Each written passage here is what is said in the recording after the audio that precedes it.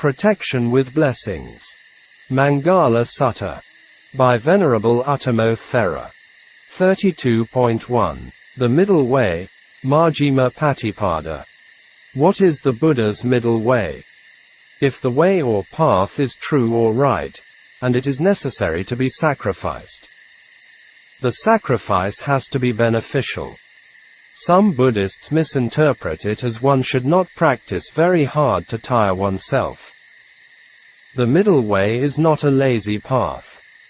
How can we get rid of our super thick glue or ignorance and craving in an easygoing way? These enemies are within us, inconceivable round of existence as a latent tendency, anusaya.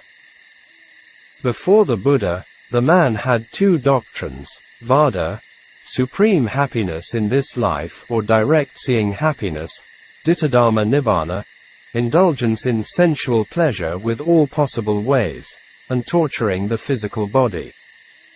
The Buddha's middle way is not sitting in the middle of the fence and doing nothing. If it is necessary for happiness, it should be enjoyed. If necessary, face it when encountering with difficulties and hardships. There is some happiness necessary for enjoyment. This higher happiness develops knowledge, as all the jhanic happiness or jhana practices or samatha practice. If it is beneficial, we should go into hardship. It also has to go through it if knowledge can be developed. This is not one-sided view. The Buddha gave the results of the middle way. These are, which gives rise to vision and knowledge, kakukarani and nanakarani, which leads to peace, direct knowledge, enlightenment and nibbana. The Buddha continued to talk about the Noble Eightfold Path, which was the middle way. These are combined with the natural eight phenomena and noble practice. One right view, Samāpatti. This is insight practice and process. Seeing the nature of the mind and body process and its universal characteristics. It is not seeing him as man, woman, living being, etc. 2. Right intention or thought, Samma Sankappa. It supports the right view. These two factors are the leading phenomena of the 8 path factors. The extreme ways are led by wrong views, miccha ditthi. In doing things, the views should be right is very important. Without the right view we'll make mistakes and go wrong. The arrangement of the 8 path factors is very meaningful and systematic. The natural phenomena are doing their tasks collectively. After the right thought comes right speech.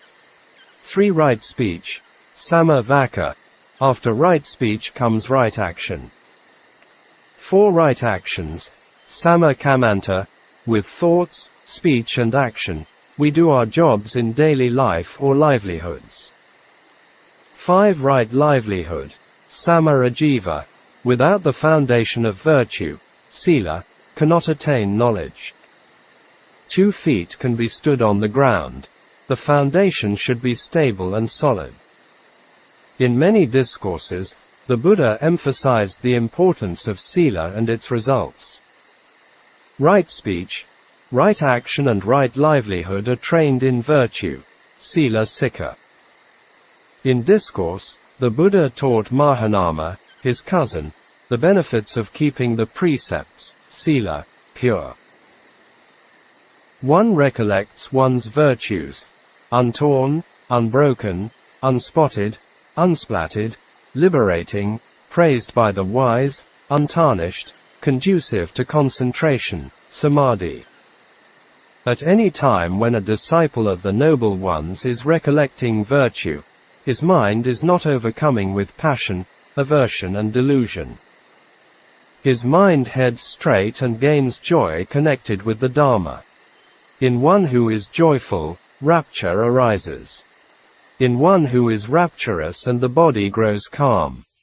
One whose body is calm and he senses pleasure, sukha. In one sensing pleasure and the mind becomes concentrated. One's mind with these sila qualities can endeavor to do the meditation practice, both samatha and vipassana. Doing the practice must have the right effort. 6. Right effort. Sama Vayama has 4 factors. 1. For the sake of the non-arising of evil, unskillful qualities, that have not arisen. 2. For the sake of the non-arising of evil, unskillful qualities, that have arisen. 3. For the sake of the arising of skillful qualities, that have arisen. 4. For the maintenance, non-confusion, increase, plenitude, development and culmination of skillful qualities that have arisen. These 4 aspects of right effort are also termed A. Guarding, B. Abandoning, C. Developing, D. Maintaining. With the right effort, doing everything must have right mindfulness. 7. Right mindfulness. Samāpatti. It is the most important factor in the practice. There are 2 mindfulness discourses. Mahasasyapatthana Sutta in the Digha Nikaya, DN 22, and Satipatthana Sutta in the Majjhimā Nikaya, MN 10. It seems these 2 discourses are nearly the same, except the former explained the 4 Noble Truths in more detail. With the right effort and right mindfulness, the mind becomes calm and concentrated, which is 8. Right concentration, Samma Samadhi. With the middle way or the Noble Eightfold Path, which give rise to vision, knowledge, which lead to peace, to direct knowledge, to enlightenment, to Nibbana. In this discourse, the Buddha taught the 5 monks on Samatha and Vipassana in a gist. In other discourses, the Buddha taught in detail. Why did the Buddha not teach the monks in detail? Because they were spiritually very matured and no need for detailed explanations. And then the Buddha continued the 4 Noble Truths one by one. 1. This is the noble truth of dukkha, suffering, unsatisfactoriness, stress, etc. Birth, aging, illness and death are dukkha. Union with what is displeasing and separation from what is pleasing are dukkha. Not to get what one wants is dukkha. The Buddha started with the coarser one to the refined ones. In brief, the 5 khandhas, mind and body, subject to clinging are dukkha. This last dukkha can be known only with insight, knowledge or practice. The other dukkha can be appreciated by contemplation and easy to understand. 2. The noble truth of the origin of dukkha. The cause of dukkha is craving, tanha. It leads to renewed existence, accompanied by delight and lust, seeking delight here and there. These cravings are for sensual pleasure, kama tanha, for existence, bhava tanha, and for extermination, vibhava tanha. In this sutta, it only mentioned tanha, whereas other suttas the whole process of dependent arising. 3. The noble truth of the cessation of dukkha.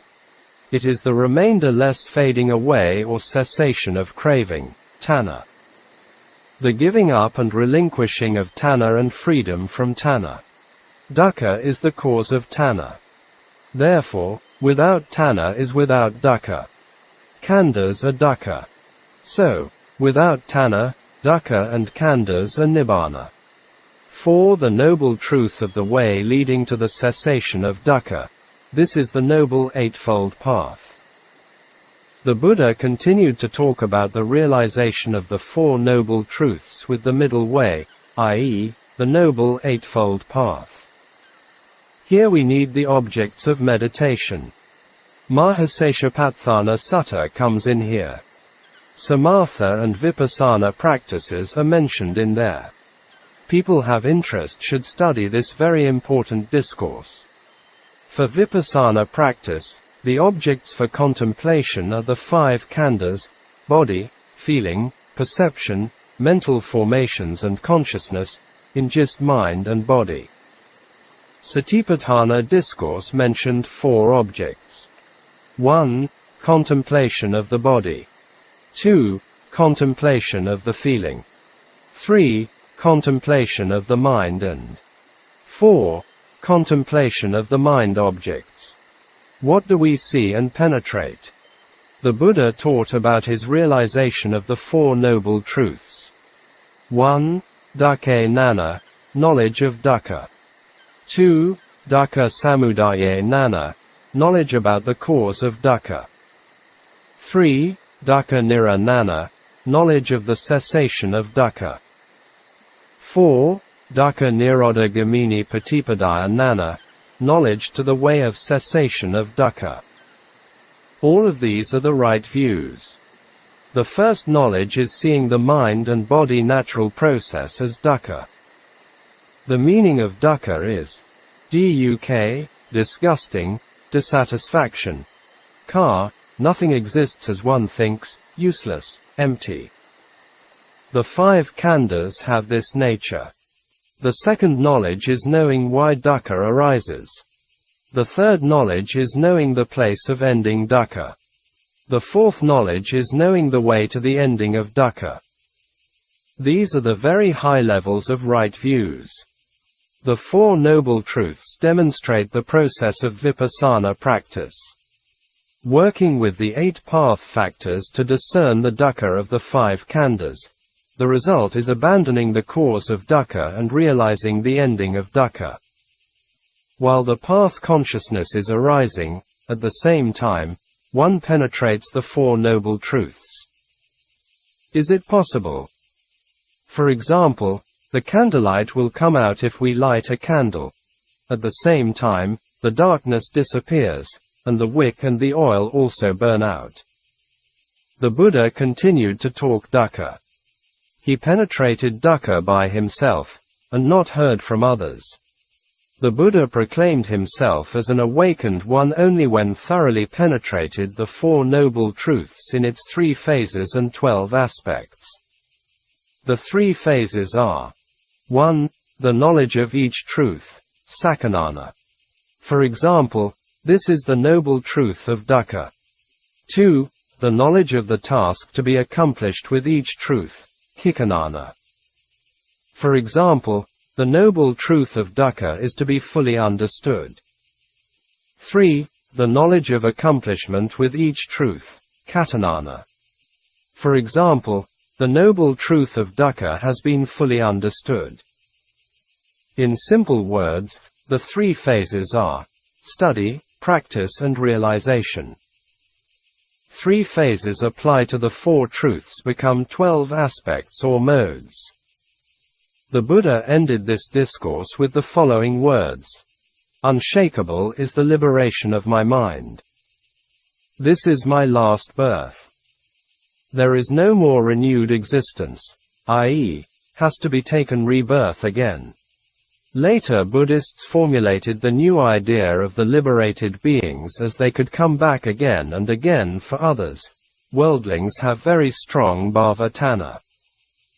During the discourse, among the 5 monks, the oldest monk Kondana became a Sotapanna, stream enterer.